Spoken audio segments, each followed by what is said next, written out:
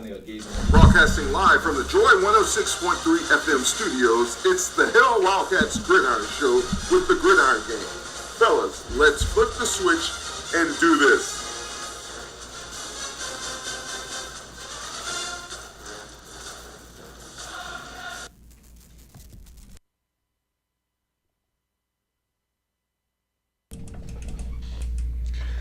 Very pleasant good evening, ladies and gentlemen, and welcome to another edition of the Hail Wildcats Gridiron Show. We're back here for another week. I'm here with my guys, Mr. Ralph Smith, the JarHead, and of course, the professor, Mr. Larry Wesley. Ralph, my man, how was your week? Well, I really had a wonderful week in Memphis. I got to see the Wildcats play. I've been waiting for that day for 6 months, and it finally came, and we took a W, but it was just good seeing good football. Definitely good to see good football and things of that nature, and we're back in the season, back in the swing of things, get the chance to come home on this Saturday and play against the Tigers of Savannah State. Mr. Wesley, how's it going, sir? Not bad, not bad. Had a great week. A lot of football, particularly with the start of football season. The official start, week 1 rather than week 0, and got a chance to watch the Wildcats against the Memphis Tigers. Liked the operational flow of the game, didn't like the outcome. Of course, it was a money game, and we acquitted ourselves as best we could. We did score 14 points. We covered the margin, and that was special. And then I think what makes it really special with this week being the first home game, guys, you know, we're celebrating 50 years from 1973 in that championship football game. And tomorrow, which is September the 8th, 50 years ago, was the start of that football season. In 1973, Wesley Moore took over. And the first football game played at Welch Memorial Stadium pitted the Wildcats against South Carolina State in that football game. And a good South Carolina State team. Wildcats emerged victorious 13-7 and set us up to one of the greatest football seasons we ever had at that time. Most definitely. Looking forward to it, and can't wait. Definitely can't wait. Saturday. Yeah, definitely can't wait for Saturday's new era, as we know it, with Coach Woody, and finally able to bring our guys home. Not that we've been on the road that much, but able to bring our guys home and play some football. The friendly confines of our stadium. Right? Yes, definitely the friendly confines of our stadium. Back 4 p.m. kickoff. Wishful thinking. Wishful thinking, 7 kickoff. Come on out, fans. We want to see you there. We'll talk more about it here shortly. But let's go right into the meat of things, guys. We'll do our SWAC week recap. Grambling goes and plays Hampton. Hampton wins that contest 35-31. Any comments from that, guys? I picked it. Yeah, I did it as well, and I got a chance to watch some of it. Didn't watch all of it.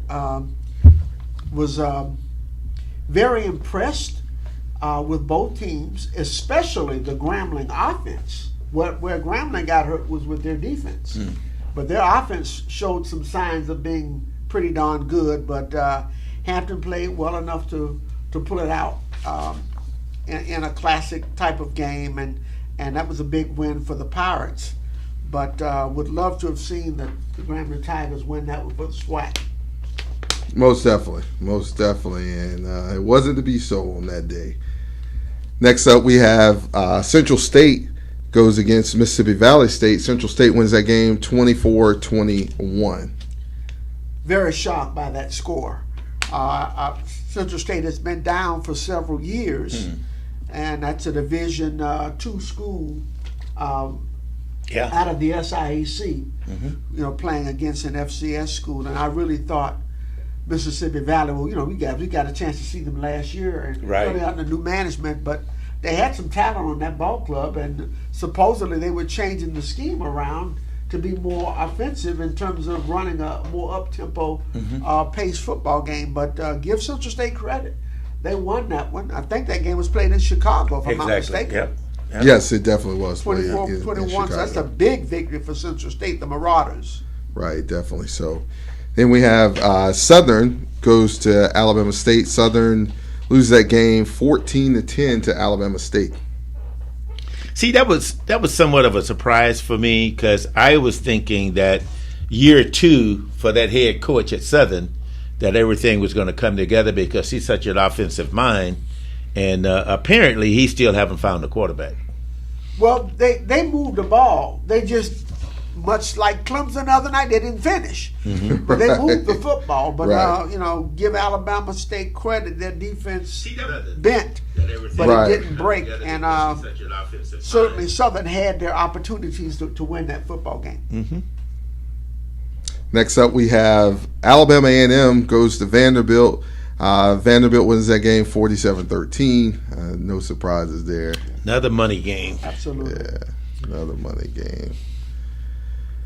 Next up, we have our Wildcats go to Memphis. Final score of that game, 56-14. We'll cover that here shortly. Then Alcorn State goes and plays Southern Miss. Final score of that game, Southern Miss 40, Alcorn 14. Another money game. Another money game, definitely. Prairie View A&M goes to Texas Southern. Prairie View pulls that game out in overtime, 37-34 against Texas Southern. You know, the interesting thing about that game, Texas Southern lead that they had, I think it was 17 points, almost identical to the lead that we had on Prairie View, and they came back. Prairie View came back and won. They beat us the same way, and they beat Texas Southern that way. So we don't. A lot of angry TSU. Yeah, absolutely. They have every reason. Just like it was a lot of angry BCU fans last year. So they have every reason to be upset. Were you angry, Ralph? No, I was disappointed because we did anything we wanted against Prairie View. We definitely did. And we just couldn't bring it home. We definitely did. Well, we know Prairie View was being projected as a dark horse to come out of the West, and a lot of that speculation and prognostication hinged on them winning that football game to get off to a good start. Right. Rivalry game down there, Labor Day Classic, and I didn't see them being the kind of team to relinquish a 17-point lead the way they had that game in hand. Yep. Right, definitely so. And last but not least, Jackson State Tigers versus FAMU. FAMU wins that game 28-10. No comment. Well, I just have one comment, and that comment centers around something that Alvin Wyatt, the old football coach and former football player for the Wildcats, Bethune-Cookman, used to say. I watched literally one play of that game. I turned to the station as the game was coming on. No pregame. When I turned on, they were lining up. Jackson State was kicking off. They deferred, and when I saw that they were going to kick that ball deep, I would never kick a football to Florida A&M and start a game. And that's what I loved about Cookman, because if you understood what we did, when we kicked off, we pooch kicked. Exactly. We never gave them a chance to hurt us in the running in the return game. Right. And then they told our returners, with the exception of one time, not to bring it back. That's exactly what. 25 yards. Good coaching, because you want to field position wise, be in a strategic position to set your offense or defense up. Yep. Definitely so. We'll definitely cover that game plan that we went into against Memphis here shortly. Our Pro First Sports Management SWAC week schedule and rankings. This week, Texas Southern goes and visits Toledo. That game's a 3:30 p.m. kickoff in Toledo. The Savannah State Tigers come and face our Bethune-Cookman Wildcats at 4 p.m. here in Daytona Stadium. We'd love for all our fans to be there. Miles College at Alabama State. That's a 6 p.m. kickoff there in Montgomery. And then FAMU goes and visits the South Florida Bulls. That's a 7 p.m. kickoff there in Raymond James Stadium. Next up, Lane at Alabama A&M, 7 p.m. kickoff. Alcorn at Stephen F. Austin, 7 p.m. kickoff. Arkansas Pine Bluff and Tennessee State face off in the stadium we just played in, Simmons Bank Liberty Stadium there in Memphis. We heard a lot of fans talking about that game while we were in the hotel. Southern Heritage Classic, formerly Tennessee State Jackson State, and that's the new opponent for TSU is Arkansas Pine Bluff. Right, definitely. Jackson State at Southern, that'll be a game to watch, 7 p.m. That kickoff is there in Baton Rouge. Abilene Christian and Prairie View face off, 7 p.m. kickoff. That game is in Prairie View. And rounding it out, Grambling at LSU.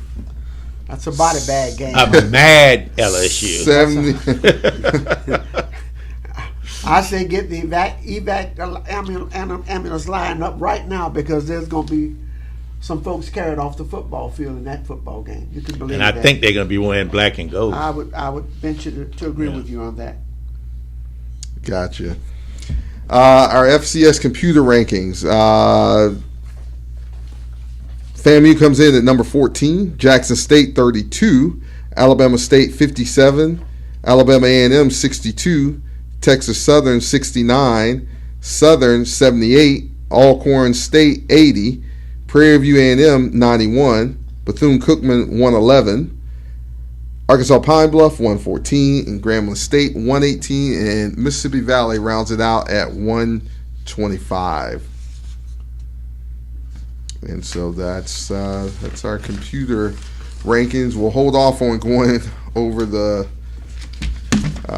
we'll go down the football standings here.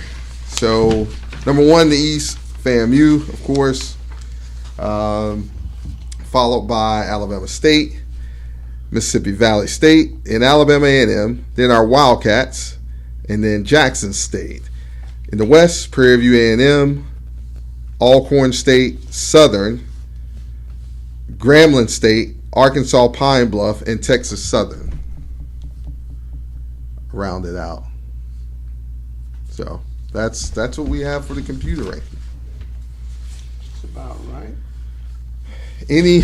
I guess, we went over the scores. Yeah. Daryl, to piggyback on what we started last week going into this week, I believe for the last 2 years especially, the Jackson State Florida A&M game has decided the East early. I think that's not going to hold true to form. I think there'll be some other games played this year where there'll be a one-loss champion, probably coming out of the East, possibly a 2-loss, because I just don't see anybody going through the conference undefeated. Definitely so. Ralph, you got any take on that? I agree with Larry wholeheartedly. I think the game that is going to be a really nice game is Southern against Jackson State, because it's going to be interesting to see whether or not Jackson State recover from the Orange Blossom Classic. It's going to be interesting. And the other thing is, I think Southern fixed a problem of finishing to make that a much more interesting game. It's a natural rivalry, you know, with those schools, because sometimes the bands are bigger than the football team. With the human jukebox, and then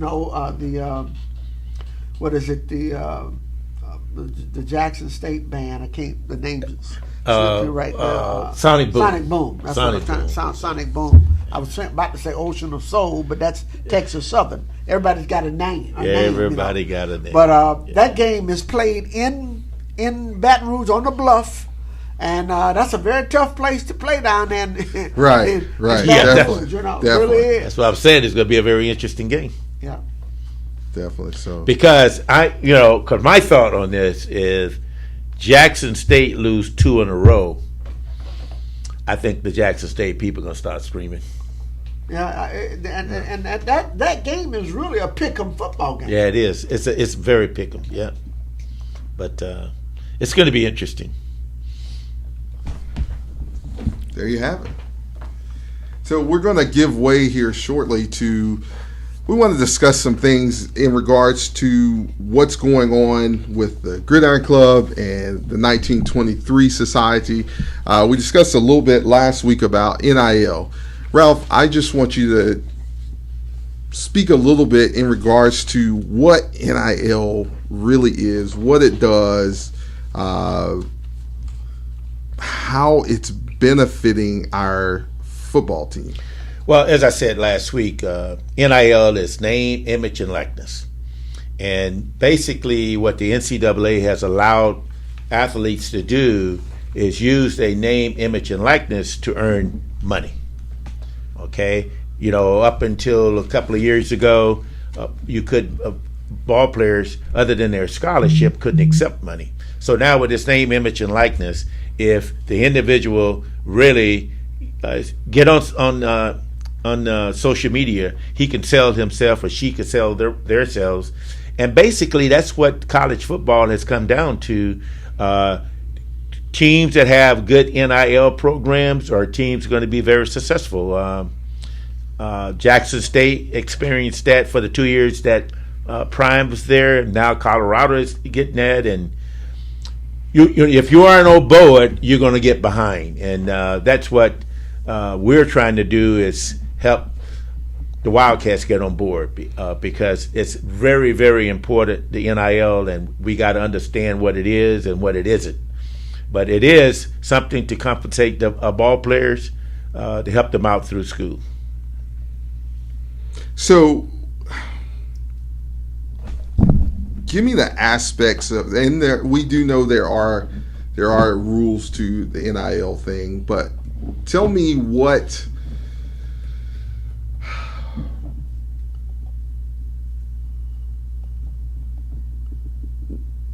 is NIL free money? Absolutely not. See, and that's a misconception, especially with the young people. They think the money is just falling out of the sky, but what they don't understand, that companies and businesses want to use them, they name, image, and likeness, for advertisement. And they've used them for years and years. Exactly. You know, your name on the back of the jersey, but they weren't getting paid for it, right? So now, you know, if somebody puts your name on the back of a jersey, you get paid for it. So, but it's not free money. You got to work for it. Right. And people, I mean, a lot of ball players don't understand. They think you're just going to come up and give them a check and they don't have to do anything. Incorrect. That's not the way it works. Right now we have our good friend, Mr. George Scott, on the line with us. George is the 1923 collective, 1904 collective, which is our NIL collective here at Bethune-Cookman. He's our lawyer, go-to guy for everything NIL. George, welcome to the Hail Wildcats Gridiron Show. How are you doing this evening? I'm doing great. Thank you for having me. That's great, George. Great to have you here on the show. George, we're here talking about NIL, name, image, and likeness, the collective that we've started here at Bethune-Cookman University. Can you tell us a little more about it? What is NIL? Just the background on it, so our fans can understand that, you know, this is the way the country is going. And by the way, you know, I don't know if people saw, but after the Colorado TCU game, of course, Colorado won it. Shadur Sanders and Travis Hunter's NIL valuation went up. Yep. Tell us a little bit more about it. Yeah, absolutely. No problem. I mean, and ultimately, you know, as a former player, I think this is a great thing ultimately. It's just, you know, athletes are going to have to understand how to take advantage of it. You know, and the history of it, for those who don't know, is, you know, the NCAA, in all their wisdom, originally when they came together and tried to create an organization to make college football safe for athletes, and try to level the playing field with respect to scholarships, they had this concept of amateurism, where essentially was trying to ensure that the athletes, scholarship athletes, were not getting paid to play football. They weren't really being treated any different than other students, and they were just receiving their scholarship. And they extended that concept to essentially their whole life. So, you know, you couldn't make any money any outside of anything that wasn't sanctioned by the NCAA. There was a time even when you couldn't even get a job, even during the summer, and that slowly changed. Fast forward to now, where former players have pushed all the way through the Supreme Court under several legal theories to change that and allow athletes to be able to leverage their brand, which we call name, image, and likeness, publicity rights, essentially, which we for short say NIL, and be able to make money off of their brand and their image and their hard work they do on the field. Of course, there's some limits to that, but essentially now, they're able to exploit their fame that they've garnered through the exploits on the football field. Most definitely. So we have evolved here at Bethune-Cookman. I know there was a lot of talk previously about NIL here at Bethune-Cookman. Tell me how that whole thing came to be, if you don't mind, here for Bethune-Cookman football. Yeah, no, I mean, it's a matter of capitalizing on the great tradition that we have at Bethune-Cookman and stepping up to the plate, to really be where everyone else is in this country, because we want to make sure that our athletes get what they deserve as well and have a proper structure. And what's come with this NIL, I can't imagine the NCAA, because there are some smart people involved, didn't really think this through. But I know that, on the surface, what they had this thought was that, these businesses would just engage with athletes as one-offs, and it would kind of be up to the individual athlete to just kind of manage their NIL asset. But obviously what's occurred is, like anything else in college sports, alumni and fan base have come to support their athletes and help athletes along, take advantage of this NIL value. Obviously, it's also been tied to recruiting in the sense of, now when athletes get recruited, they're looking at what's my NIL value when I go to this institution. So, we knew there was an opportunity to provide the same kind of collective asset for the football players at Bethune-Cookman. And so, we got together, we put this together, we organized. We wanted to make sure that we were going to do it. There's a couple ways you could do it. One is a pure kind of profit motive, where you're really just buying the rights from the athletes and trying to sell it to individual businesses. We thought a little more, community engagement approach, where we would purchase these rights with the obligation on the athlete to dedicate their time and effort to nonprofits in the community, in our community, and make sure that not only are they benefiting from the NIL, but the community is getting served as well. And also helps market the program on top of it all, so everybody kind of wins in that respect. Most definitely everyone wins. And I know you covered it a little bit, George, but how important is NIL to recruiting? I mean, it's fundamental. It's fundamental, right? It's at the forefront. It's the first question, I would say, out of a recruit's mouth is, what's my NIL package look like? What are you doing for me? It's greatly distorted, and I think it was discussed earlier before I got on. There's this misconception, right, that I'm at the school, so I just get paid because I'm on a team. I don't got to do anything. I just get a check. And that's just not how it works. You get paid for your services by exploiting your NIL, or by selling your image if it's worth that much in itself, but you have to do something. And in this day and age, it's driven by social media. That's what it's driven by. You can even be, let's talk about Deion Sanders for a second.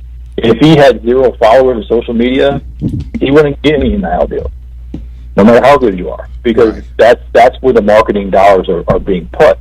So but that takes work, and I'm fairly the more you do on the field, the level of program, that's going to help your social media following and the attention that you get.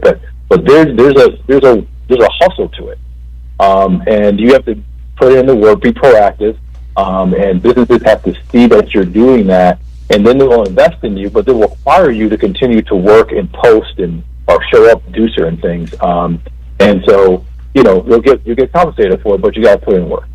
Definitely have to put in work. Definitely have to put in work, George. George, if you had anything to tell the fans as we get ready to move on in the show, is there one thing that you could leave with our fans to, better understand the way or the trajectory we're going?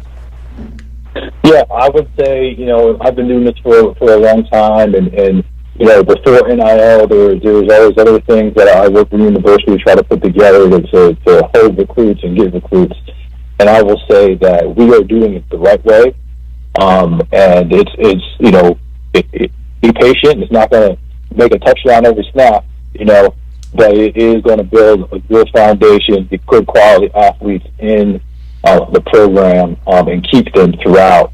And, the one thing I would do is we get opportunity to talk to an athlete or player. You have to understand you have to understand what their expectation value is.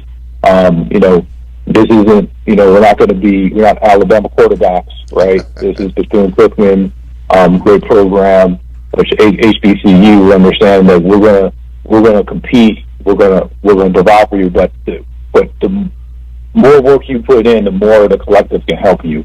And with that, you'll be more than competitive to maintain a really competitive roster. Most definitely. Well, we thank you very much, George, for calling in, man. We truly appreciate it, and we look forward to hearing from you very soon again. And,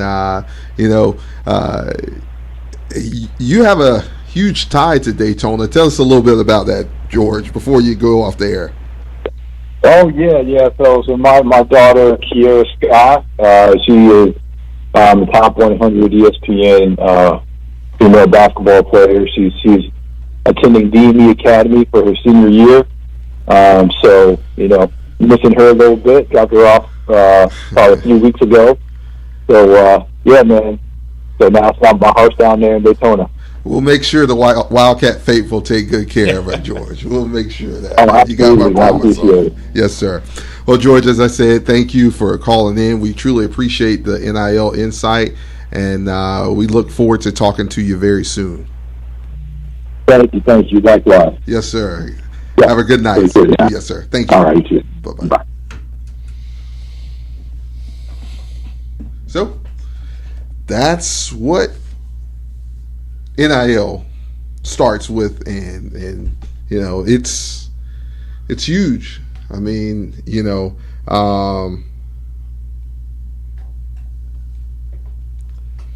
the big thing that he said, and I wish young athletes and parents understand what he just said. When you're recruiting, one of the first questions the athlete says, "What can you do for me for the NIL?" They want to know, because they're in some cases, their decision is based on what you're saying they can do. And we saw it happen. We absolutely saw it. We saw it happen. And just so people understand, I mean, the NIL, it's profit for the athletes, not profit for the people who started the collective. It's for the athletes. It's totally for the athletes. Right. Quick question is, with all the confusion that seems to be around it, is there going to be a need to, because you hear this discussion all over at every level about these athletes, is it going to need to be regulated? Is that what the big thing? Because see, with the confusion right now, I understand what we're saying, but there seems to be still no clear guidelines for how you regulate it. It is. There's a lot of gray area with the NCAA. It is very much regulated. Like schools they just allow schools to be able to kind of take part in it and help out with NIL. But a lot of schools are still a little scared to touch it. The young man from LSU, he was kind of doing NIL before NIL was legal, and that's why he had to sit out of the LSU FSU game. because it's just like you said, that a gray area, yeah. and you don't know. Well, that's what it seems to be such a. I think there's enough of it to give it an explanation, but on the same hand, in the same conversation, kids are walking away, are coming to colleges saying what you said. What are you going to do for me? How much? I mean, and it's not just what are you going to do for me. It's even for players that are already here. Like, hey, the Georgias and the places like that. We're going to give you $500,000 to stay here and play for us your senior year and start instead of taking that league money. That league money will still be there for you. But I watched the game Saturday night while you all were in Memphis. The Arizona State game came on late, and the kid who was originally at Miami, committed to Miami. Right. Changed and then went to Florida and was supposed to be getting $13 million or whatever. Yeah. He left there when Florida said they weren't going to pay Right. him. He ended up out at Arizona State. Right. And was playing the other night, at Arizona State. And somebody made the comment, well, as bad as Florida's offense looked, not having a quarterback, they might need to pay him $13 million for this Right. See, when Saban made that statement about Texas A&M, a lot of people didn't know what he was talking about. And he said they bought their team. Well, they bought their team because they boosters and supporters came up with these collectives to pay these guys. And ultimately what we're trying to do here is, be able to give at least every scholarship player at least, and I'll say it, $200 or more. It all relies on fan support and businesses and things of that nature. But they have to do something to get it. The student has to do something as well. Right. And that doesn't seem to be as clear cut because they're coming saying there's no pay before play. Right. Basically. Basically, the more followers you have on social media, the more people want to sponsor you. Okay. Right.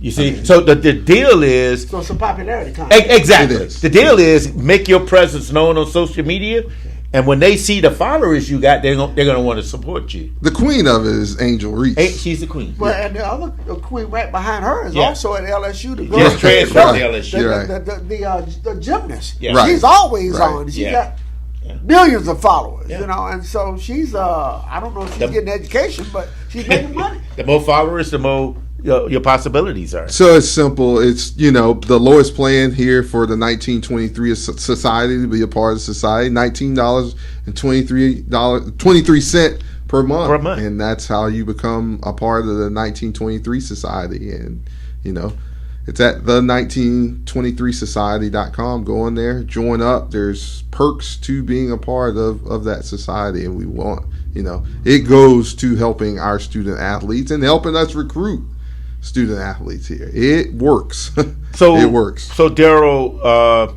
will the Gridiron Club have a tent set up Saturday? We will have a tent set up Saturday for membership. Sign up for the Gridiron Club, and if you'd like to sign up for the 1923 Society also. So, it takes us.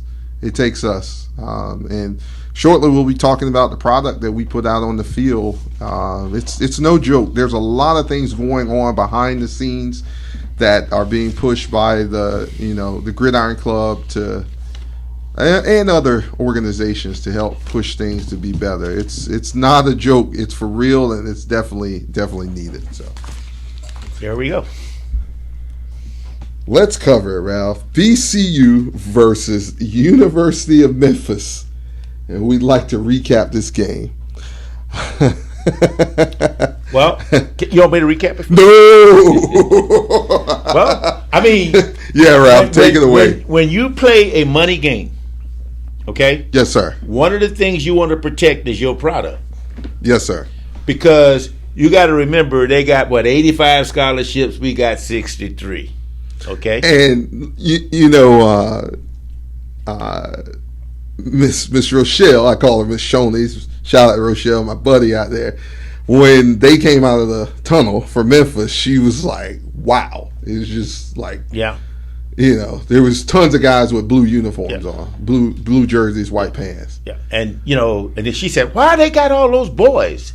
And I said, well, it's a different division. Yeah, That's why different they got all those division, sports. and we're at home. Yeah, they're home, Yeah. so they could dress more people. But again, I think we won, even though the score doesn't indicate that, because we walked out of there with maybe minor injuries, no major injuries. And that's what the FCS schools have to do when they play money games, is try to come out of there with no major injuries. You know, to either further the point, and we'll get into the recap, before the game, we're standing there behind the chairback seatings, and here's a Memphis recruit. A Memphis recruit there with Memphis, Yeah. official visit recruit, and you know, he says, I've been offered by Bethune and I've been offered by Memphis, and he said, Bethune looked real good to me. that's before we even kicked off. That was before the kickoff. Yeah, Yeah. that's so. He was a nice sized kid too.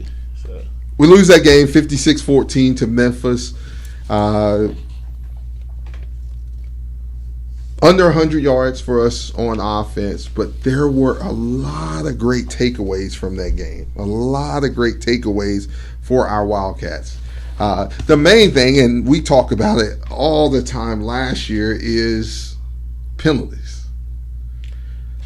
Walk out of there with 7 penalties on the night. and actually, up until the fourth quarter, we only had Yeah, three. it was a clean game. We only had 3 penalties. It was a clean game. And the penalties that we had, we had a false start. Okay, you know, while nobody likes that, especially as a coach, you know, we had to delay a game on special teams. But down and distance, none. Get the ball off every 45 seconds. And then that's a sign of discipline Definitely.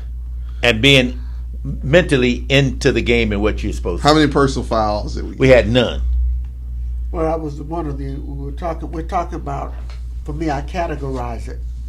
The first category that you Daryl are talking about, to me, are operational sides of the football. Yes. You know, and then the second part of it, with the personal fouls, becomes discipline. Right. And we know how many personal fouls they wiped off, potential personal fouls targeting For Memphis, yeah. yes. No, literally, you know, in that regard. I mean, And they were clear target situations. Yeah, yes, you know? yeah. And yes. I wasn't at the game watching it, but I could clearly see it. I'm listening to the announcers, etc. You know, and the game did get a little chippy. You know, Yes, it did. pushing and shoving. But again, from a discipline perspective, and from an operational perspective, I thought we played pretty clean. Yes. You know. very clean. You know, you would think that with what was going on with the scoreboard and things of that nature, guys would get discouraged, and you know, that turns into, hey man, I'm going to push after the play's over, things of that nature. None of that.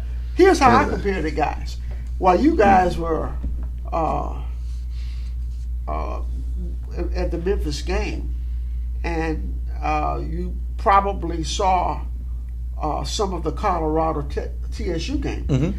The interesting component of those two games, everyone's making a big deal about Dion flipping the roster at Boulder because it's a Power 5. Right. We essentially did the same thing. The exact same That's thing. what I've been And telling you. both of those ball clubs in the first game had 6 penalties. Yeah. Right. Pretty clean Right. operation. Right. Yeah. Because most people didn't think that Dion, with a brand new roster, Would be able to do be what he this did. efficient, you know, and et cetera. And the same thing for us in terms of our operational side of it.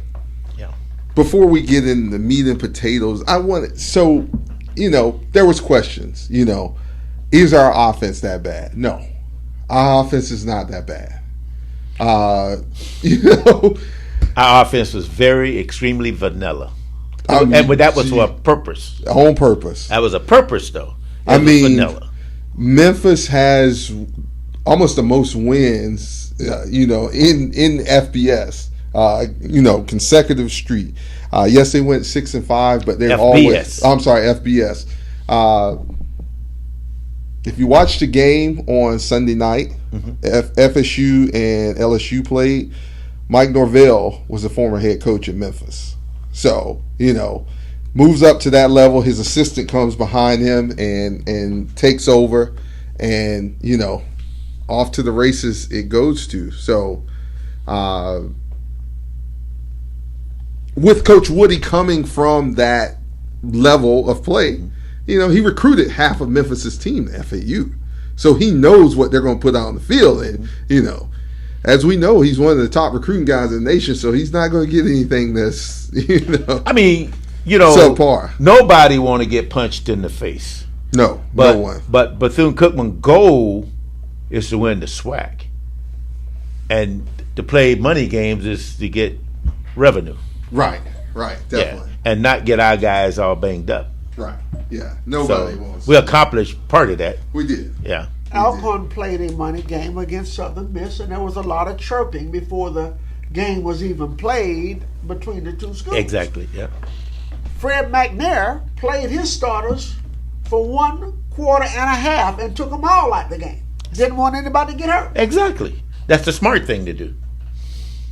So we wish one day we wouldn't have to play these types of games because there's a discrepancy in scholarships in terms of number of bodies, and in many instances there's a major discrepancy in talent. Yes, you know the number of quality players you have access to. But again, those are games that have become very important to the lower levels. For the coffers of those lower level schools to have operational money to fund their programs. My issue is this. We have to, moving forward, if we're going to play these games, there needs to be there needs to be a conscientious effort to identify early on what type of money games we need to play. Right. Not just any money game. Don't go play the bloodbath games. That makes no sense. No, it doesn't. None whatsoever. So we've got to look at the types of teams that we can at least be competitive against. North Texas, you know, let's call it UTEP. Texas El Paso. Yeah. And you have to schedule these things early. You have to get out, you know. There's a lot of people who schedule, you know. This game was scheduled 5 years ago. But I don't want the fans to think that we're trying to sugarcoat this. No. I mean there's always positive you can pull out of something that didn't go your way. If there's something we did good. We said we were disciplined and we didn't get all, because you got to remember BCU has been averaging between 15 and 20 penalties a game for the last 3 or 4 years. We came, as you said, out of the game very little, if any, minor injuries. Scored 2 touchdowns in the game, 2 defensive touchdowns. Cover the spread. Right. Covered the spread, which was 49. Yeah. Those guys finished. You didn't see anyone hang their head down on the sideline to the end. Quarterbacks are throwing the ball around and getting ready to, if I got to go in there, you know. Right. Here is, you know, I hate to say it, Luke almost got his head taken off. Yeah. Came out of the game, came back in, and still threw darts. And those were the targeting penalties, you know. Yeah. They were still right on the money. Right. You know. Here's our defensive lineman, Amari Jones, moves down from linebacker, runs a 69-yard pick back like he's a running back, like he's a pro at it, you know? He looked good, man. He looked good not only running it, he looked good in making the spectacular play to deflect it to himself and find the football. Right. Blocking the tackle. Because he actually blocked that tackle back into that quarterback. Yeah, he did. E.K. Brown scoops it up and scores, you know. It's about finishing. That was late in the game. Never quit. They never quit. And they had all opportunities to say, man, we can't handle this. They never quit. And make no mistake about it, I mentioned to you guys, not knowing whether you all were able to see the post-game comments of the Memphis State head coach, but make no mistake, they wanted to make a statement against Bethune-Cookman. Yes, they did. They wanted to really run the score up, literally. You know, we're being asked, like, you know, what's the issue with the quarterbacks? There's no issue. There's no issue. It's a game plan, guys. It's a game of chess. It's a game of chess, and it's how you play it. If we go and play, let's just say we go and play the guys who were named, let's just say the starters. Yeah. Memphis not going to pay no more than what they said they were going to pay us. Nope. And you win nothing. You were competitively, roster size, we were never going to win that game. And I know we're competitive people and we want to show up well. We showed up well in the aspects of the game that we needed to show up well in. So. And I don't care what most people who follow football will typically tell you this. You don't show your whole hand early. Even if it's against someone who's not in your conference. Right. You don't show your hand early. Can't. Because the one thing Bethune-Cookman had and still has, there's not a lot of footage out on this football team. There's not. Because this is a totally different roster with a totally different coaching staff. And so we'll see a little more this week, but we're still not going to open the whole playbook up this week. There are very few eligibility issues. I will leave it there. There are very few eligibility issues. It comes down to a coach knowing that he has a whole season to go in and when to plug those right people in the game to make us be competitive. And another thing that the fans need to understand, when they see a kid as a graduate, right, he doesn't have waiver issues. Right. He's a graduate. He's already graduated. There was a question posed to me like, when is Laquan Johnson going to play? Laquan had a tackle in the game Saturday. Just because he didn't have a number at one time, that's all in.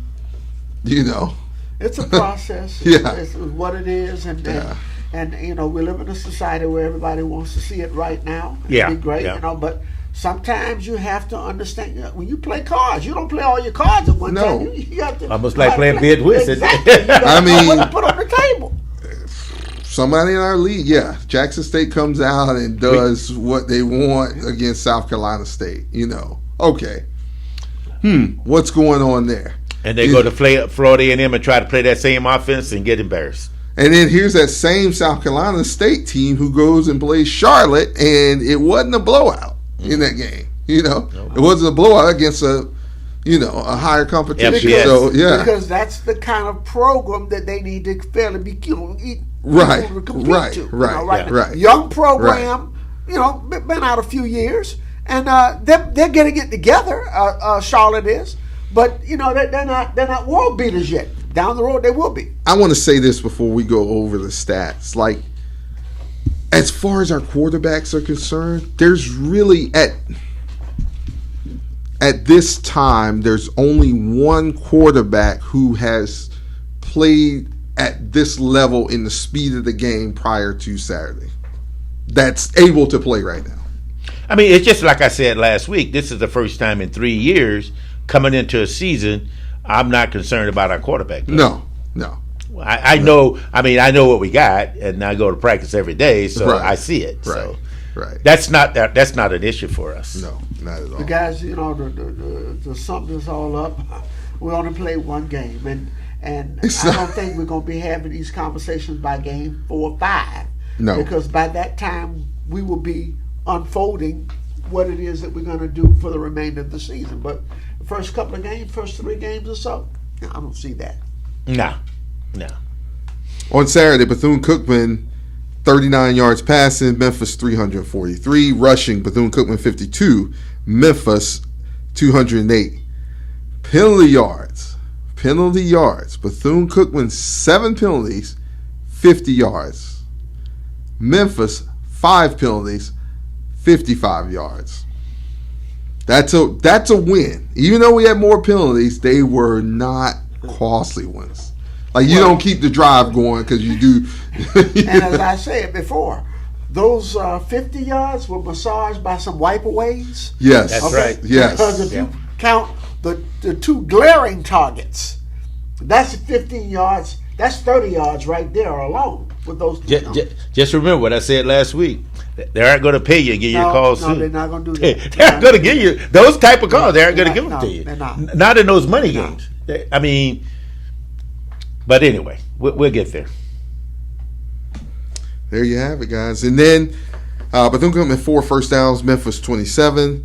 Bethune-Cookman 1 first down. I'm sorry, on third downs, 1 for 15. Memphis 4 for 12. Fourth downs, Bethune-Cookman 0 for 1.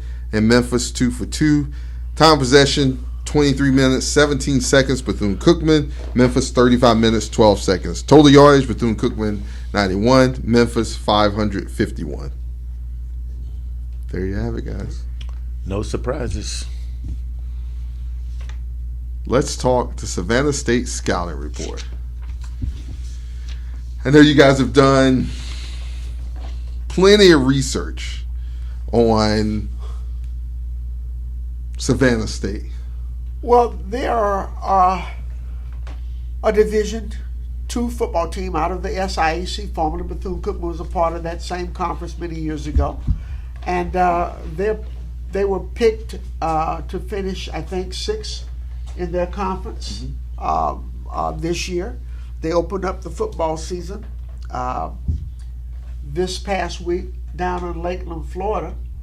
Ralph, I forget the Southeast. Yeah, Southeastern University down in Lakeland, and actually led that football game into the third quarter by the score of 16-0. Now, they benefited, Savannah State benefited from the fact that Southeastern turned the football over several times, and it allowed the Tigers of Savannah to build a lead. They scored a couple of touchdowns, and they kicked a field goal to go up in the game, 16-0. They missed one of the PATs. But they're a pretty good defensive ball club. They'll run a lot of stuff out of the I formation offensively. They've got a couple of good running backs. Got some talent on the football team. They don't have as many bodies quite naturally because they're at a different level of program. But they acquitted themselves really, really well, and forced Southeastern to come back in that football game, literally in the third and fourth quarter, to take a lead. In fact, Southeastern went up on Savannah by the score of 20-16 with about 6 minutes to go in that football game. And to the Tigers of Savannah's credit, they put together a 79-yard drive to retake the lead to go up in that football game 23-20 at that point in time. And so with less than a minute and a half to go in the game, Southeastern drives down, gets the ball down to about the 20-yard line, lines up for a 37-yard field goal to send the game in overtime, and essentially missed it. And Savannah State wins the football game, much to the surprise of a lot of people. But they're a well-coached ball club. They did not beat themselves. They gave themselves a chance to win. They'll come in and they'll play very, very good football. This will be their Super Bowl. They're playing up against Bethune-Cookman. So they'll play at a high level for them. And we just have to, ourselves, play well in that football game, which I think we'll do. And I said to you earlier, Ralph, I believe that in this football game, Bethune will play a lot of people. We'll play a lot of football players in this football game. And I expect us to be even more efficient than we were last week. And I go on record by saying fully expect Bethune-Cookman to win this football game by more than a few touchdowns. Yeah, and I think what the fans will see, I think Coach is going to open up the offense a little bit more than what he did against Memphis. Now, of course, he didn't open up too much, but he'll open it up a lot more than what we did at Memphis. It won't be it'll be vanilla, but not double vanilla like we were at Memphis. And it will be balanced. I think you'll see a lot of running and throwing of the football in that regard. And I think you'll see multiple quarterbacks. I think you'll see at least 4. At least, literally, So I'm not discounting Savannah State, but based on the fact that we played a Division I football team and the operation part of our game and the discipline part of our game was really good. Exactly. I think that we come out and do the same thing this week, with our talent level and operation and discipline, we should win this football game if we do those things the way we should do them. I agree with you, Larry. What we need people to do is come out and see the Wildcats, have a good time, and just remember now, we only played one game. We played up. So that's not saying, well, they aren't going to be any good this year. Well, that's a long ways from that. I'd say come out Saturday and see for yourself. And get yourself a program because it's a brand new football team. Yeah. There's a lot of new faces out there on that football team, and they've been coached up to play this game really well, and they'll do that. And like I said, I think this is a perfect game to play at home, to get some live bullets shot at you, and to get a bunch of players to be able to get in that football and show what they've been practicing all camp and even throughout the spring when they were preparing for this season. So I look forward to us acquitting ourselves very, very well, and hope that everybody will come out and have a great time at the stadium, because it should be a fun affair between the Tigers and the Wildcats. They go way, way back to the old SEAC, the Southeastern Athletic Conference, and then they morphed into both schools moved into the SIAC, became real good rivals during the time we were in school, Ralph, and eventually both schools moved into the MEAC for a period of time. So these two schools know each other, their fan bases know each other. I look for Savannah to bring some people down. Definitely. I was talking to a friend of mine who's a Savannah grad, and he said he's talked with some people who said they had to make a decision. Do we go to Florida 2 weeks in a row, or do we go 1 week? And if we go 1 week, which is the best game to go to? And they said, we want to go to Bethune-Cookman. That'll be the best game to go to. So I expect them to bring some people down there. It should be a great atmosphere for a football game. Yes, I agree. Definitely should be a great atmosphere. Ralph, and I know you might have discussed it. You got a game plan for what did you see this week? Because I need you to be calm. So you said I wasn't confident. Liberty Bowl should be torn down. I can answer that based on a phone call I made. Yeah, as Larry and I discussed, we were expecting to see quite a few players play Saturday, and just remember, guys, we got a lot of new players on this team. In fact, I go to practice and I don't know half of these guys. One of the things I really want to emphasize, and I want our fans to notice this: watch how efficient we are in terms of getting plays in and getting the plays run. You're gonna see a tempo type of football team. And I think you'll see a variety of things being done both in the passing game and the running game. And so, to me, that's part of the operation of this thing. This is a chance to have a dress rehearsal before we go down to Miami again next Thursday. Right, exactly. Definitely. Yeah.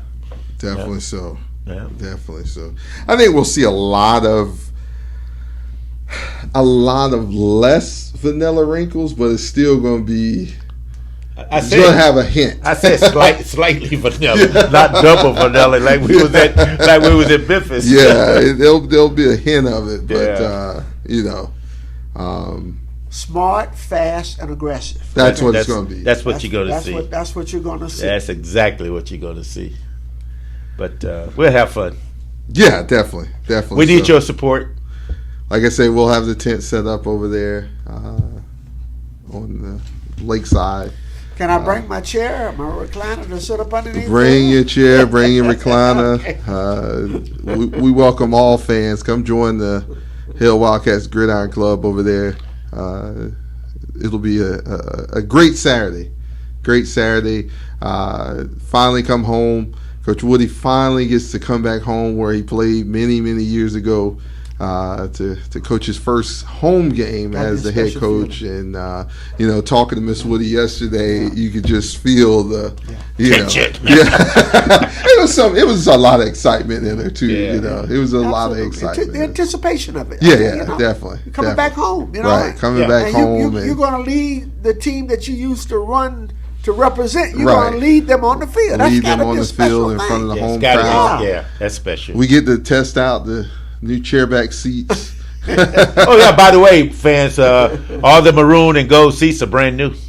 And there's a little bit more room in it. Just a little bit more. Just a little bit. I think they'll be pleased. And for those of you who heard George speak earlier, if you wish, you could also sign up for the two collectives, the 1923 and the Gridiron Club. So you can do that while you're out there and having fun. And Daryl's going to be cooking fish and whatever. But come on over to the tent. We love to see you there. And whatever, Ralph said. Yeah. Heck of a menu right there. I know, right? I know. Wow. But yeah, it's going to be a fun outing, and we just encourage everyone to come out at 4 p.m. on this Saturday to see our Wildcats go into competition against Savannah State. Notice we're going to probably forever checking the weather because of the fishermen meet. We've got about a 35 to 40% chance of a shower, but not a set rain, a quick shower to come through possibly sometime Saturday afternoon. And you know, if you're in town tomorrow night, go check out the pep rally, 7 p.m. in historic Moore Gymnasium. That should be special. That should be very special. Yeah, very special. Yep. So a lot of things starting to happen, slowly but surely, but at least they're happening. And I think a lot of our fans will be. They won't see all of it, but thoroughly pleased with the remodeling of the stadium and everything. And something we saw the other day, there's even TVs in front of concession stand now, so you can LED TVs. Yeah, okay, yeah. Good stuff. They did a lot of good work out there. They really did. They did. The locker rooms are just amazing what they did to those locker rooms. We made sure the blacktop was durable. Thank you, Jerry. We tested that out firsthand. Yeah, so it'll be a great experience for you fans. Yes, it will be a little warm, but anything you do in Florida is warm. It's so warm. Come out and support these young men. They've really they represented you well last week, and they will continue to do that. A lot of the disappointing things that you've seen in the past, as far as behavior and things of that nature, will not be on display. If it is, oh boy, it won't be tolerated at all. Yeah. So. And I can tell you this, guys, I couldn't get to sleep last night because the band is practicing harder than the football. Yes, team. indeed. We were just there before we. Man, they were putting on a practice last night, and and they did a phenomenal job up in Charlotte. Yeah. Oh, that's what I've been telling people. That was a great show. Yeah. So it should be a great home environment to kick off a football season from a home standpoint. Definitely so. Without further ado, we're going to open it up a little early tonight. Call in 386-868-3411. We want to hear your voices. 386-868-3411. It's our live call-in session. We want to hear from you, Wildcat fans. Not everybody at once, but we'd love to hear from you. We didn't get a chance to hear from you last week, but we'd love to hear from you this week. 386-868-3411, and talk to the Gridiron Gang. Mr. Walker say the band always practices hard. Yes, sir, they do. They do. They very much do, as well as the football team. Hey, Ralph, what did we see today that was... Two things I saw today while being on campus. Here we are. We go out to catch some football practice this evening, and there's no football team to be seen. Coach really did a switch up. He did a switcheroo on us, and had those guys out there on the grass practice field getting ready. So, and then you drove by the we drove by the new practice field, which I was extremely impressed. Yeah. And I didn't even realize that they had gotten as far as they have, and the lights are already up. If we want to play sandlot ball, go turn the lights on. Good looking situation. Yeah. It's going to be a phenomenal field. It is. So I don't know if things are starting to turn around. Of course, everybody knows they're starting to tear down Curtis and Meg, but that's progress. Yeah, we're moving forward, and so Well, I was looking at Curtis coming down and felt like a part of me.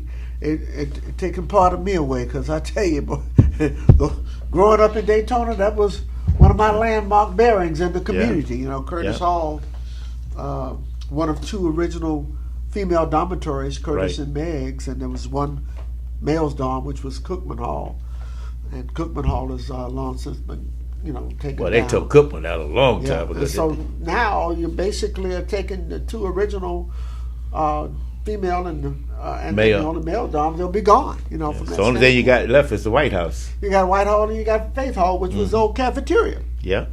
We got a question. Will the players' names be on the back of the jerseys? We cannot say that they will be on there, but for now, it's, get a program because numbers are still being handed out. Yeah. And, Definitely get a program. Yeah. And because you're going to need it. A lot of the guys that was with us last year either have gone to other places, and we got a lot of new faces.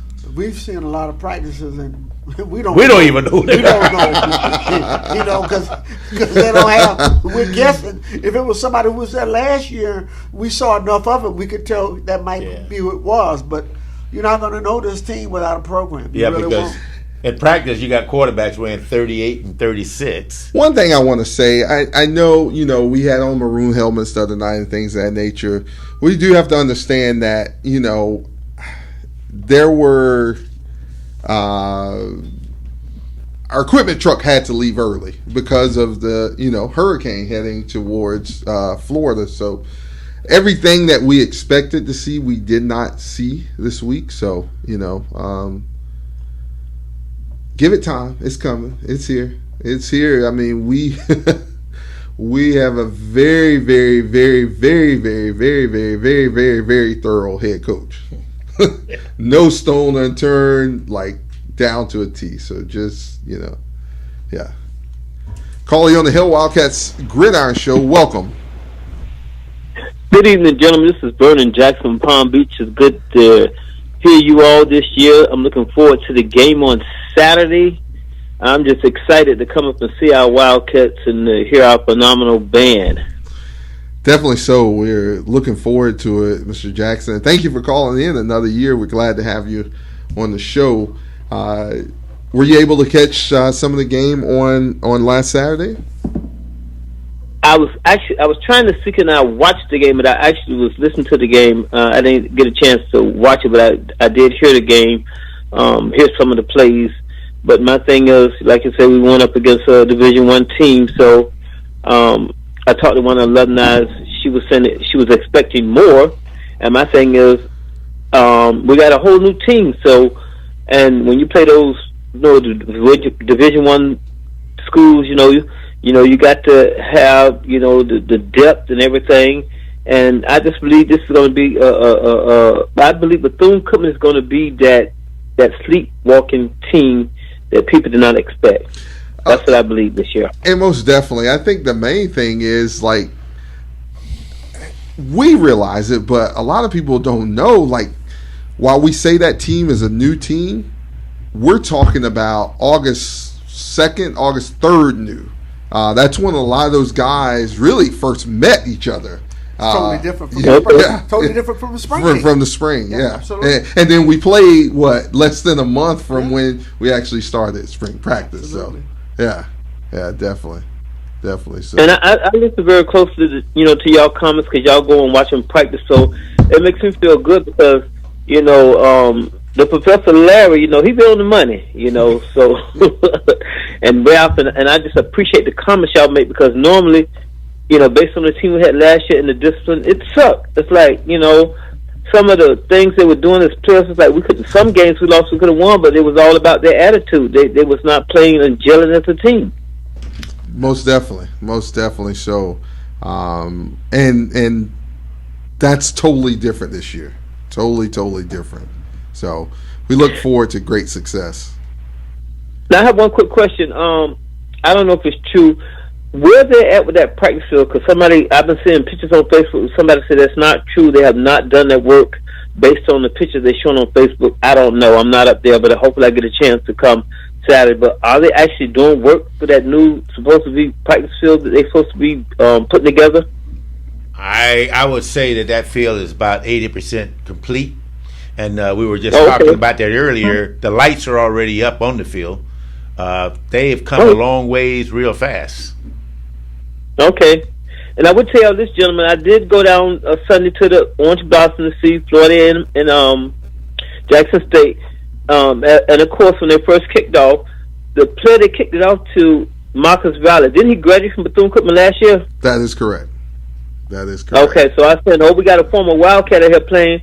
That young man's something else, but like I say, they beat Jackson. Jackson just looked like they just out of sync because FAMU just having a field day with them at that Orange Blossom Classic. Most definitely. So we'll be all right. I mean, it's about our Wildcats. I'm looking forward to seeing you all on Saturday. Hopefully, the Lord's will. I'm very excited, and the more I listen to the show, and the more I get hyped up as a former alumni of the great Bethune-Cookman. Most definitely. Hey, we thank you for calling in, Vernon, and we look forward to seeing you on Saturday, sir. Hail Wildcat. Hail Wildcats, Vernon. Yes, sir. And tell my classmate I miss him tonight. Will do. Will do. Yes, sir. Oh, Diesel. 386-868-3411. 386-868-3411. We're looking to hear from our Wildcat fans. Home game, opening week here this Saturday at 4 p.m. in Daytona Stadium. So 386-868-3411. 386-868-3411 is the number to speak to our Gridiron Gang.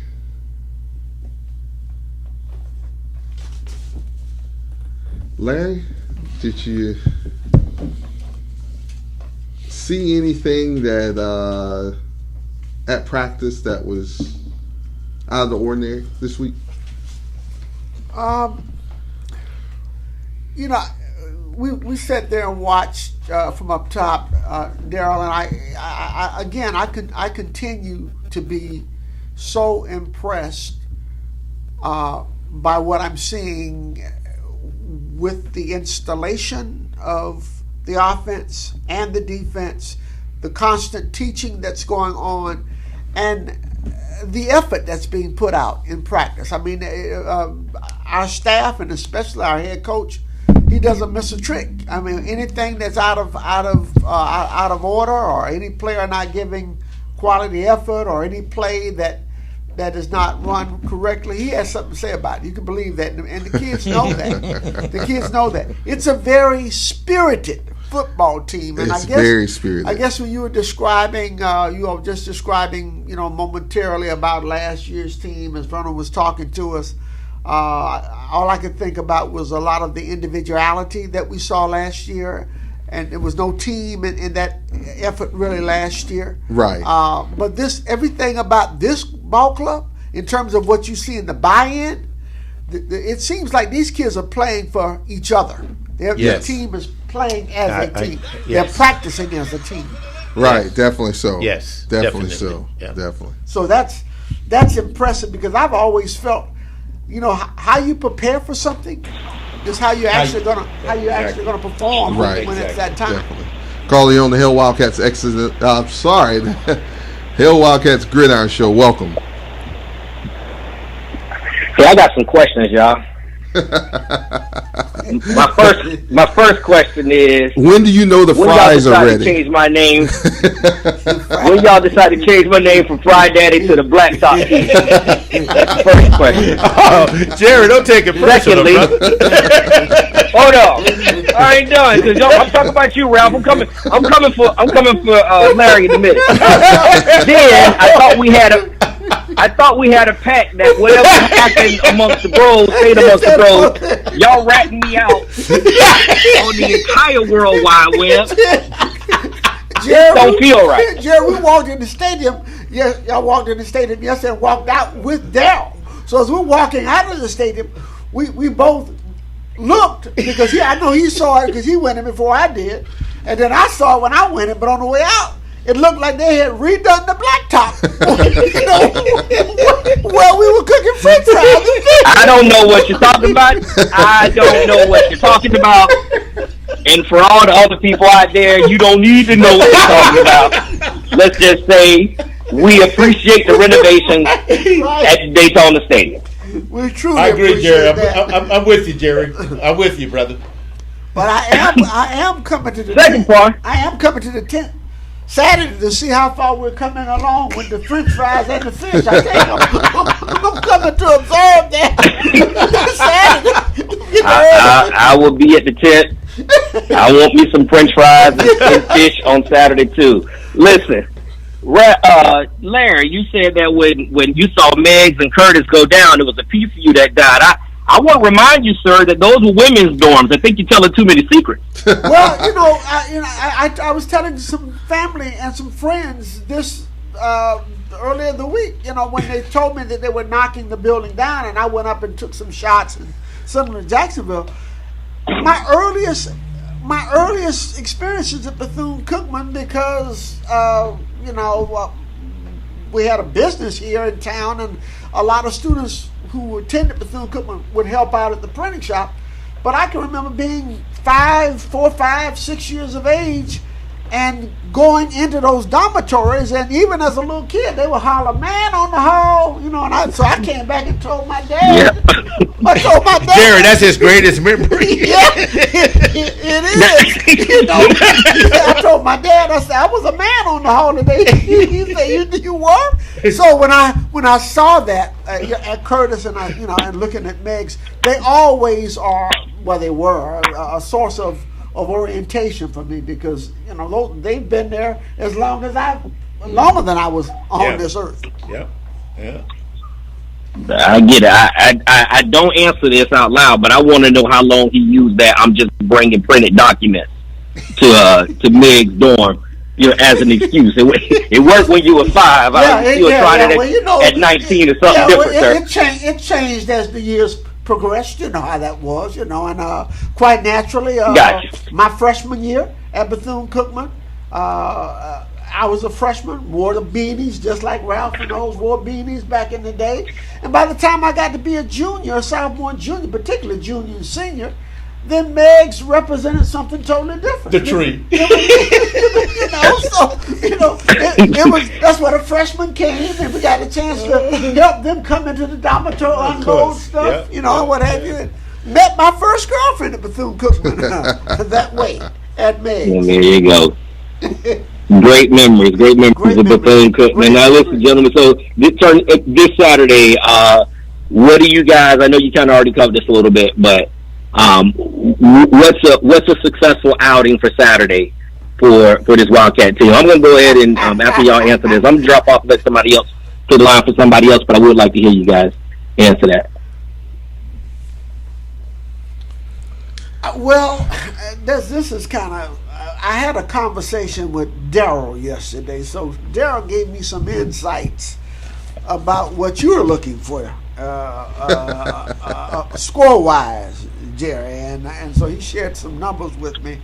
I will be happy if I see a very efficient football game. I would expect that, I would hope that we would win by better than 3-4 touchdowns. That's what I'm hopeful, based on what I've seen in the preparation. You don't want to disrespect your opponents or anything by giving a number out, but I would expect, based on scholarship separation, maybe talent separation, that we should be able to win this football game if we play well by no fewer than 3 touchdowns. Is that what you? That sounds good. That sounds good. What I want, I want to. We came back from Tennessee. We came back from Tennessee with a $425,000 check. Thank you very much. And the team that gave us that check made us pay for it. Savannah State is going back up I-95 with a 6-figure check. And I want them to remember what they had to pay for and do to get them 6 figures. And so, not so much as putting a number out there, on the air and that sort of thing, but I want our team to look as dominant. I want them to look like the superior team. I don't want to, kind of be in the middle of the third quarter and still wait until when we get in gear. I just like to see, like you said, Larry, some efficiency. I like to see the better team with the deeper roster and the deeper scholarships go out and perform like the better team with a deeper roster, better talent. That's what I like to see. I like to see that from an efficiency standpoint. I like to see that from an execution standpoint. I don't want to see coaches having to throw clipboards, still in the middle of the third quarter because we're not executing the performance. I want us to look dominant and let Savannah State look forward to the week after and recovering from facing the Wildcats. I like the way you stated that, because it's classy and it's classic. When Daryl just asked the question, I kind of was hesitant because I didn't want to come off and sound like Brian Kelly for what Brian had said they were going to do to FSU. So I had to, even they're on the same level, but I had to temper my thoughts there. But I think you said it so well, because we should look good, we should look dominant. We that needs to be seen for the eye. The score will tell itself. But that's right. But that's every one of us watching that game should know who's the better team, not just by the score, but by how we play and operate. That's exactly right. That's exactly right. What you say, Ralph?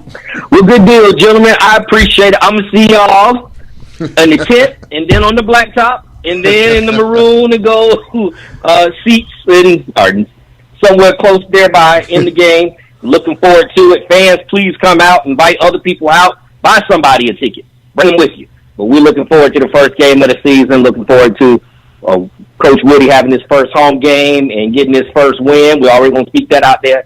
And looking at something that we can walk away at the end of somewhere around 7:30, 8 o'clock on Saturday evening, and Wildcat fans go home and that we're proud of what we see on that field. Most definitely, Jerry. Thank you, guys. All right, Jerry.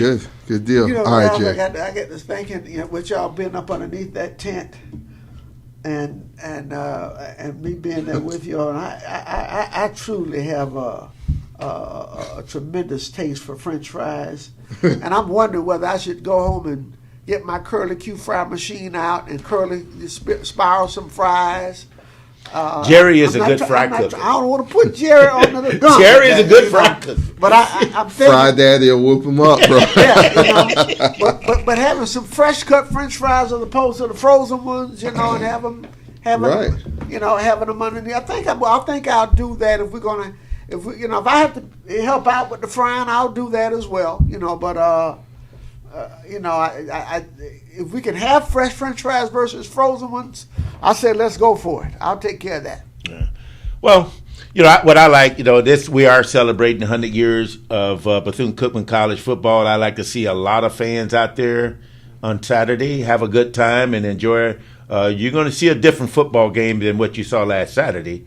So come out, enjoy yourself, and let's get with it. Somebody get Gould off the comment thing. Boy, he is just taking over here. He wants everyone to know he's a community Hall of Famer. We'd love to hear from you, Hall of Fame. 386-868-3411, 386-868-3411. That's the number to talk to the Gridiron Gang here on the Hail Wildcats Gridiron Club show. Fans, if you don't understand what we're talking about as far as cooking, there's been a lot of grease and a lot of a lot of smoke eaten, ingested over the last few weeks to months, and but we wouldn't have it any other way, and that's the team that we have. We've had fun doing it too. Yeah, we definitely. There, when I walked in the press box to join you yesterday for practice, the support staff was they were working with you. They were working you for some fish yesterday. And they said how they wanted it. Yeah. Don't come back in the press box if you ain't got it. Oh man! I mean, they were putting some special orders in. Well, I think we spoiled them over the summer. Oh, we have. Yeah, they got a whole pan one Saturday. The last time we did that, they took a half a pan of fish. Did they? And of course, Fish Man that was here, he fried them. Caller, you're on the Hail Wildcats X's and O's show and the Gridiron Show. You know it as the X's and O's show. Yes, sir. How can we help you? How you doing, sir? Good. I'm from Mr. Williams. Yes, sir. Who are we speaking to? Antoine Wells. Mr. Wells, offensive lineman for our Bethune-Cookman Wildcats. How you doing this evening, Mr. Wells? I'm doing great. How are you? Good, sir. Good.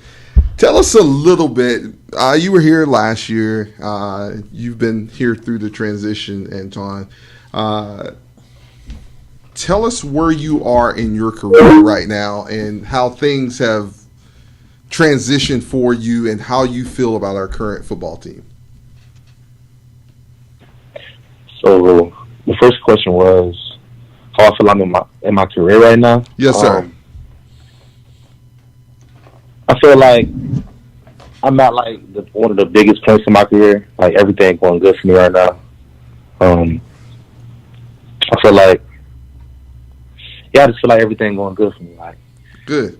The way this football program's going and the way I stepped up in the role of being a leader this year, I feel like everything going well for me. Very much so. Very much so. And how about the team overall? The overall team, I feel like we came together. We seen what Coach Woody wanted, and we're putting it all together and attacking. You know what I'm saying, how everything he wanted us to do. So I feel like every week, the week's going on. Well, you're gonna see this week, this weekend. But like every week going on, we're getting closer and closer to the goals we're set for the season. And most definitely, and Anton, we're talking to Anton Wells, offensive lineman for our Bethune-Cookman, starting offensive lineman for. I'm so proud of this young man because I watched him wear that orange and green for Owen Jones High, yeah. And the fact that he has waited his time, and now he's a leader, a starter. He comes out of a great high school program. Definitely so. We know that, and it was one of those players who didn't cut and run. Sometimes right. you have to go through something to get to something. Mm-hmm. And so I commend you, Antoine, because I saw you, and I know how well you played for Coach Williams and those over with the Tigers. And anytime you get a player out of that program, you're getting a player that knows about winning, because Jones High School knows about winning. I'm just so happy to see you put that maroon and gold on now and be a vocal leader to lead that offensive line. Look forward to seeing you play well this season. Most definitely. Thank you. I appreciate it. Yes, sir. Anton, we got the whole Wildcat Nation on the radio, YouTube, Facebook with you. Is there something that you want to leave with the fans, your Wildcat faithful fans? I want to leave. Be ready for the season. The season's going to end out very well. Be ready to be, winners versus FAMU. We got a lot planned. We got a lot going on. Just be ready. Stay behind all the games. Yeah, that's about it. Gotcha. Hail Wildcats. Hey, thanks for calling in, Anton. We look forward to seeing you on Saturday, man. Thank you, sir. Good-looking football player, man. Good-looking football player. Definitely so. And Anton's one of those NIL guys who we're talking about. We're trying to do any and everything we can to help guys like that out who stayed the course with us, and knew that, hey, what it would take for that to happen. So, yeah, definitely so. 848-3411, 386-868-3411, 386-868-3411. 3411.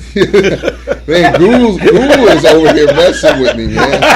How can we go from X's and O's to the gridiron? This is that Google guy, man. Yeah, where is CC when we need him? Where he always is. CC, if you're out there, he misses you. 386-868-3411, 386-868-3411. We're here on the Hail Wildcats Gridiron Show. Here with my Gridiron Gang guys. Sorry about the blunders, guys. It's just he's excited. Yes, ready for a home game. He fries the fish Saturday. When you mentioned the support staff, man, I got frazzled because you know how they are. Yeah, they got big appetites. That's the difference between being able to come to practice and sit in the air conditioning versus being out there in the hot box. And they make it known. Okay? Yes, sir. They make it known. They're not bashful about it. And they don't care who in the press box with us. That is so true. Nope. 386-868-3411. We want to hear from you, Wildcat fans. Our Wildcats take on the Tigers of Savannah State this Saturday, 4 p.m. kickoff in Daytona Stadium. Be there, fans. 100th year of football, and we can't wait for it. We got one game in, but it's nothing like coming home. 10 more to go. Yes, sir. Nothing like coming home. So, guys, play Savannah State. As Jerry said, they're going to, take a little something home with them. Hopefully more than a check. Here's something to go back with. I know they used to be in the, MEAC with us. They dropped down, but, Yeah, over the years, though, we've witnessed some really great games against Savannah. In fact, the one I remember most is when Randy Sweetback Walker ran 5 touchdowns.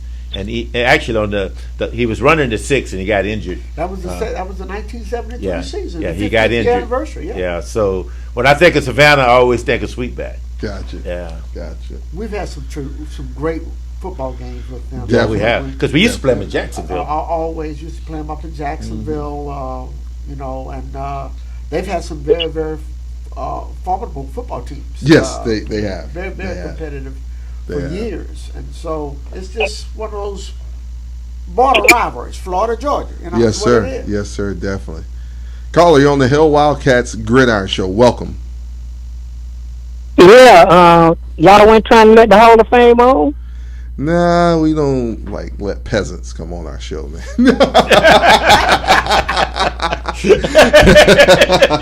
Mr. Gould, how's it going, sir? Good. How y'all doing? We're doing good, wonderful, sir. Mr. We're doing Gould. good, sir. Yep.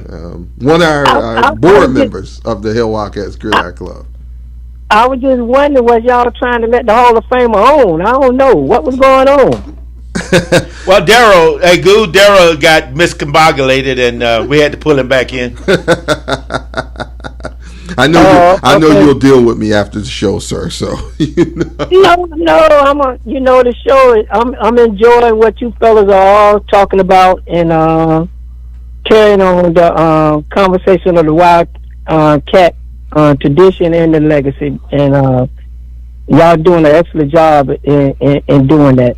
Well, we appreciate it, Gould, and thank you for all the support you give us. Whenever we're doing cookouts and things of that nature, you're always there, support us, and we know you're a big supporter of Wildcat football, and you give us a lot of insight to things that we might not see in the daily walk of Bethune-Cookman football and the happenings around Daytona. So we can't help but thank you for that and the support that you give, and we look forward to seeing you Saturday come up the stands, and hopefully we can get CC enough diesel to get down here. Yeah, it just I be pulling from near or far. I love the Wildcats, and the only thing that I want to see is success on all aspects of the season, and I'm actually seeing it because I'm paying attention to that field and the stuff that's taking place and going on. And Gould, not to put you on the spot, but we go out to practice every day, and a lot of times the players might see us after practice, but we're up high watching them. But a lot of these guys you're dealing with every day, being there on campus. Do you see a difference from years past to now? And that's not to throw anybody on the bus, but do you see a difference in the players, how they carry themselves, things of that nature? Tell me about that. Absolutely. The walk, the attitude, and everything that Raymond Wooded team represent, you can see it throughout the campus on a daily basis. I actually had a chance to, see all of last year football and all of that kind of stuff. It's a whole different spirit about this team, and I love having a conversation with the young men on a daily basis on the campus.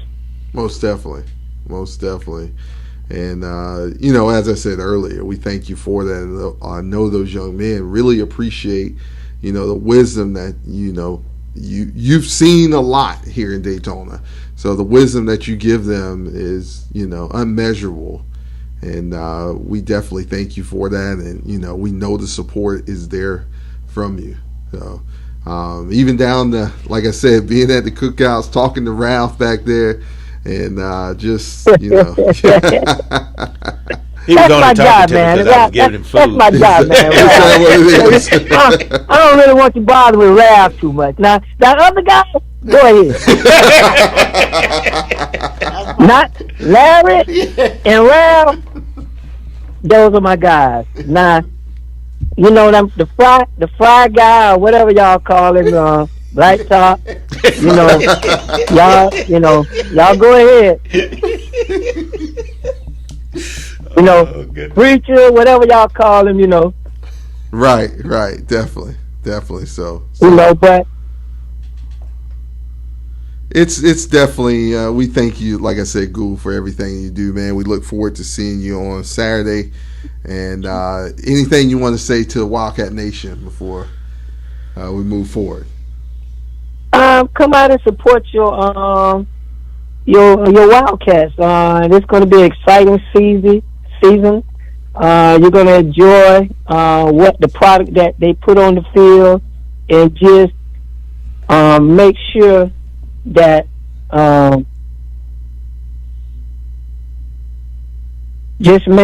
hello? Yeah, we're here.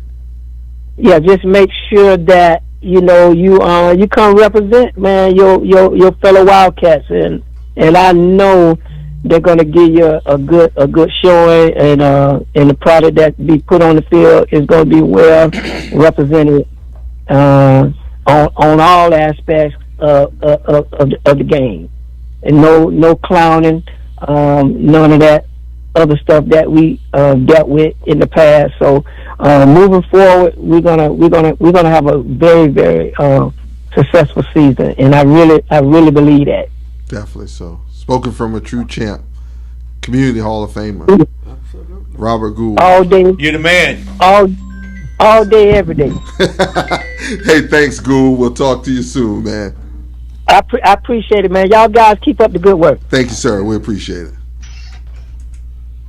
Daryl, as he was talking, and I guess as even with Jerry and what have you, talking about the expectations for this football season, I don't, I see the parallel between Colorado and Bethune-Cookman. Now, we saw Colorado last week win a game, and Dion has this saying, and I don't, I'm not trying to copy him, but I feel this way. We're coming. We're coming. Yeah. We're coming. Okay, we are coming, and I mean that. If you come out to that football game Saturday, you'll see what I'm talking about. We're coming. We're doing it the right way. Right, wrong, or indifferent, you can feel whatever way you want to feel about Dion. You can feel whatever way you want to feel about Coach Woody. But a lot of people don't know there's a lot of similarities between those two guys, their mentality. They have a close friendship. Yeah, they are. I mean, our head coach is the guy who recruited Shadur Sanders. Yeah, he was headed to FAU. Right. Before Dion got the job. Right, before Dion got the job. Yeah. Absolutely. But see, one of the things that I want to express, and I want to make sure the fans understand, what Larry and I said earlier. You saw probably on Saturday probably most vanilla game that you're going to see the rest of the season. Don't judge this team by what you saw Saturday. But what were we looking for? We were looking for. We saw what we wanted to see. We saw our team was resilient, and our team played with discipline. That's what we were looking for. We wanted to see what all that stuff Coach Woody did from Super Bowl until last Saturday. Did it work? And And the biggest thing is coaching. It's coaching. It's not coaching, me being a coach, coaching isn't all about winning. Right. The little things that you see are wins. Perfect example. Out of Coach's mouth, when he walked out of the locker room, we just got beat 56-14. When we saw Coach Woody and he came out of the locker room, he shook each one of our hands, and what did he say, Ralph? I saw what I wanted to see.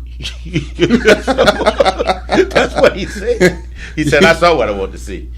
What you two guys just said, to encapsulate that with a statement that was made years ago for this team that we're honoring 50 years of success from 73. Mm-hmm.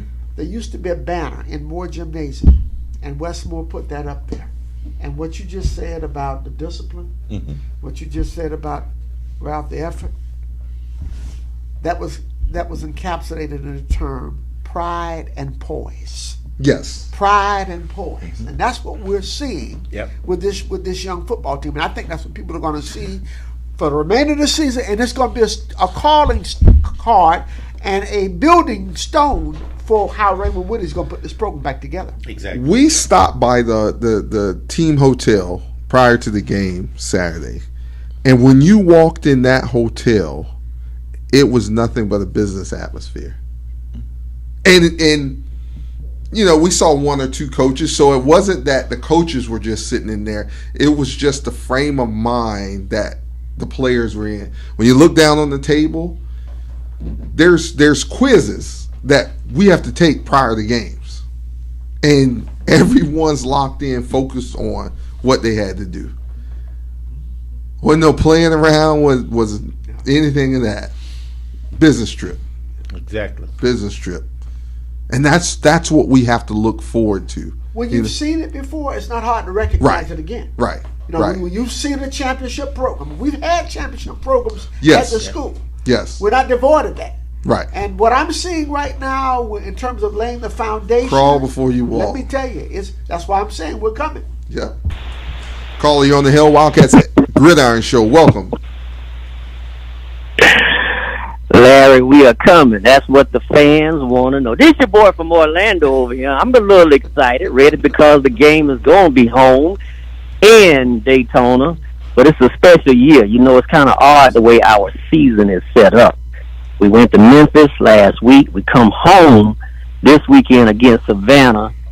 Then next week, we go down to Miami where we have a lot of fans. Our fan base is very strong down there. We do good recruiting down there.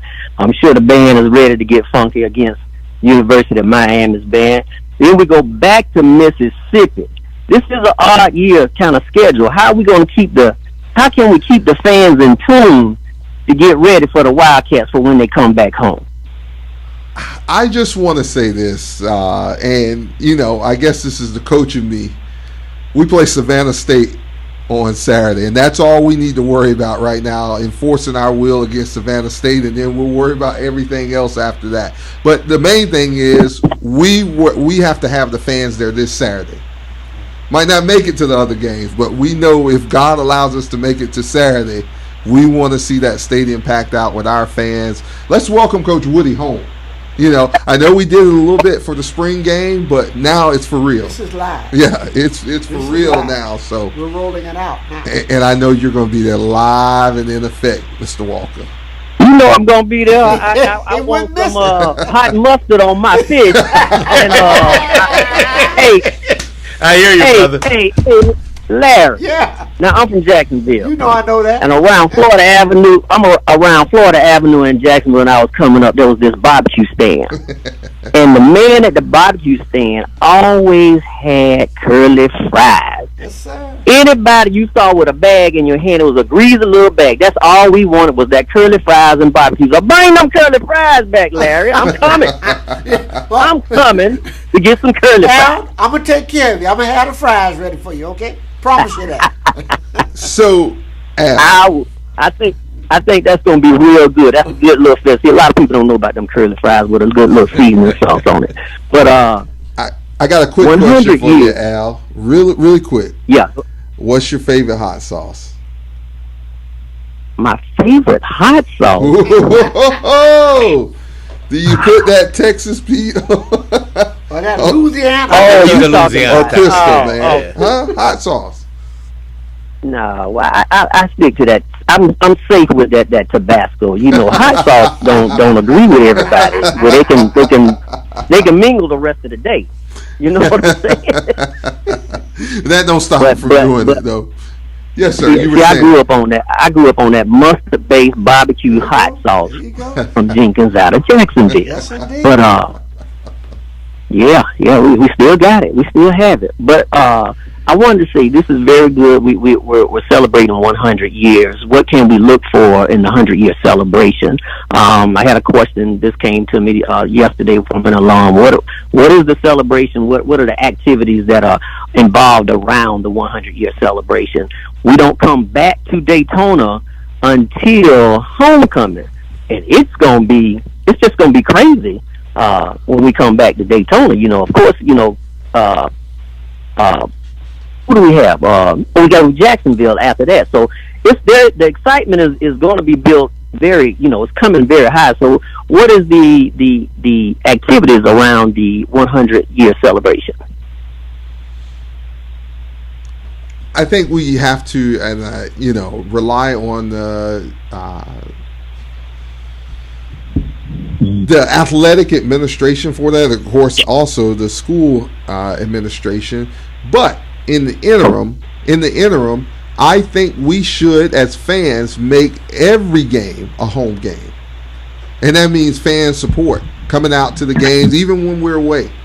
There are ways to get to the games. So that's what it is. If we're saying we're honoring 100 years of football, they traveled when they first start playing also. Oh, yeah. We didn't just play at home. So honor them by that. Let's try to make every game that we can and turn that into a home game. We had some speckles. We had decent fan support up in Memphis in a sea of blue in crazy Memphis. But that maroon just shined in front of the blue. It did. Yeah. It wasn't really many did. of us, but we were present.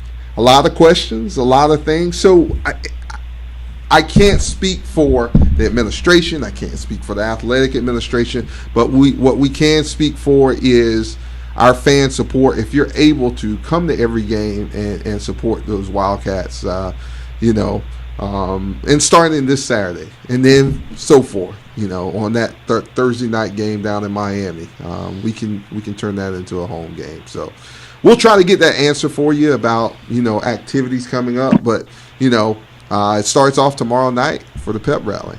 And then, what is it, Gold on Saturday? Yes. Wear gold? Mm-hmm. So, yeah. Every Thursday there's going to be an excerpt from Remember When on the Bethune-Cookman Athletic site. So stay tuned.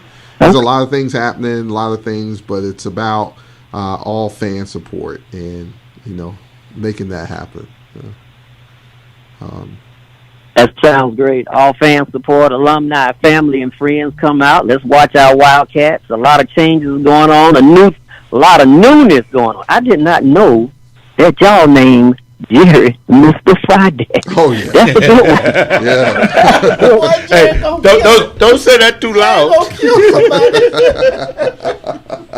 I'm just going to serve the pot and eat my popcorn and watch the fireworks. Hey, guys. And also eat some French fries, too. Yeah, I'm going to get them fries down. With a nice cold. Fries, Look here, Larry, I know you remember back in the day that RC Cola and what you used to do with them peanuts, don't you? So that sounds good with that curly fries. Most definitely. And Al, frat brother, I'm gonna sneak you a little mustard barbecue sauce in a little bottle so you can kind of spray on the fries. That boy might run across that lake out there, man. Just see me. I'm gonna try to get it as close to Holly's as I can. Holly's barbecue on Pearl Avenue. So you know, you from Duval, you know what I'm talking about. So see me. That sounds good. See me under the tent, homeboy. I'm gonna take good care of you. I promise you that. That sounds good. I'm ready to go. Wildcats get on the field. Waiting to look for that halftime still, because you know that Mr. Wells keep the bands pumping. Indeed. So Wildcat fans, come on out wherever you are, near or far. the Wildcats are taking the field against the Savannah State. What are they, Tigers? Whatever it is, they're gonna be beat up. They're gonna be beat up in the end of this here day. So I look forward to seeing you guys Saturday. Yes, sir. Be blessed. See you there. Hail Wildcats. Hail Yes, Wildcats. sir. Hail Wildcats. Carly on the Hail Wildcats Gridiron Show. Welcome. Hey, what's up, Daryl? This TC Mitchell Yes, sir. How you from doing, Mr. Thomasville, Mitchell? Georgia. Yes, sir. From Thomasville.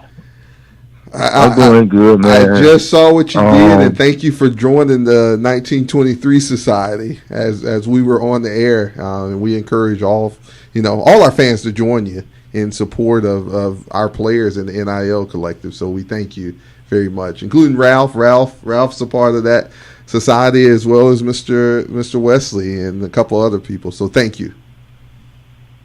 Definitely, man. Thank y'all. Thank y'all for being so committed to the Wildcat Nation. And I had to. I mean, you guys y'all talked me into it. You know, I know that we've been going through a lot, but I know we're gonna build back up. I know we're gonna have our golden days soon. I wanted to ask a question though. As far as like the offensive line and defensive line, what's the biggest difference have you guys seen from this group than past years? I would say, for me, on the defensive line, motor. Those guys have a motor that just won't wait. And they're hard to stop. And, the penetration and things of that nature. While we're helping them out, we're doing stunts and fronts and things of that nature on the defensive line. As far as the offensive line, those guys are physically fit. There's not going to be guys who are going to get tired. I know the saying was we're going to get a playoff every 45 seconds. So, there's no need for the 25-second clock or anything. Just size. I would say size on both sides of the ball. Coach Washington over on the offensive line has those guys in sync. They're learning. And we're three deep in a lot of our positions. Yeah. We're deep in a lot of positions. We're also, it's interesting. You watch the blocking pattern. We're using some zone technique. We also using some gap technique. Yes. Yes. And so the blocking is different. On the defensive side, we're stunning and we're getting off blocks better. Right. That's what we didn't do Yes, real absolutely. well last year. Right. We shed blocks real quick. Wonderful. We're small, but we can plug gaps pretty well. And with the offense that we're running, you need those nimble feet guys, and that's what we have. I don't remember us getting any holding penalties on Saturday. If we did, it was very little. Yeah. And that's what's bad. And, we played against some bigger guys Saturday, so where holding should have been paramount. But, And don't think they weren't looking to call it. Oh, yeah. Of course. And these guys are very much accountable. They're very much accountable. So that's what we see. That's great. That's great. I think everybody is sensing more accountability with this team. Like you guys say, they're more on business than playing around. And I mean, the past couple of years, I sat back and I followed the team, and I didn't feel what I'm feeling right now. I feel like we're more set on the goals that's set in front of us. Definitely so. Also, I'm happy that we got these tough games in the beginning of the season. Definitely, because I know it's going to build us up for. It will. It will help us down the down the distance. It definitely will. Absolutely. It definitely will. But TC, you're really saying, in essence, not to paraphrase for you, but you didn't really get a sense of our last couple of teams that they believed that they could win. Right. They went out and played, but I don't think that they, with their effort, anytime something happened bad, they put their head down. Right. And the least little thing that happened to us, we could never overcome that.